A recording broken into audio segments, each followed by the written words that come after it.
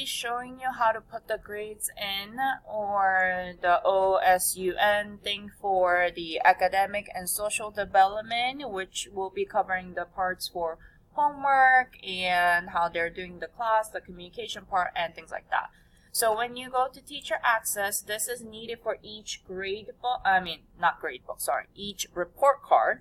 So my grade book, standards grade book right here, which should be the first one. When you go there, it says RC, whatever, blah, blah, blah. You're going to be clicking on each domain.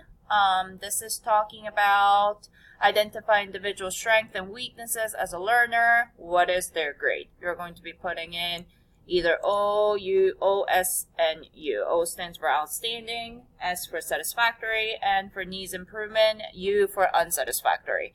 And then after you put each grade, you're going to save it. I'm not going to save it right now because I didn't do it. And then you're going to go back, click on the next one, which talks about plans, organizes, completes work, and then completing homework, and following classroom directions, and use skills to goal setting, decision making, and problem solving.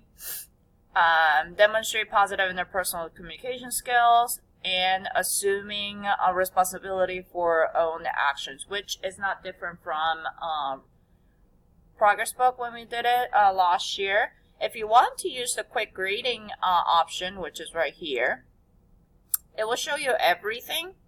But my thing is you have to type in instead of choosing the option. So it's really up to how you want to do it. But make sure if you are using this option, make sure you are using the doing the stuff for the correct one.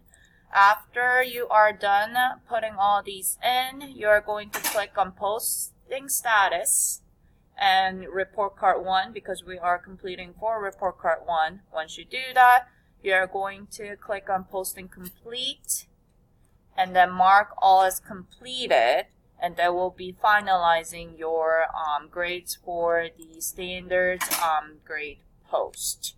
So after you put all the grades over here, posting status, report card 1,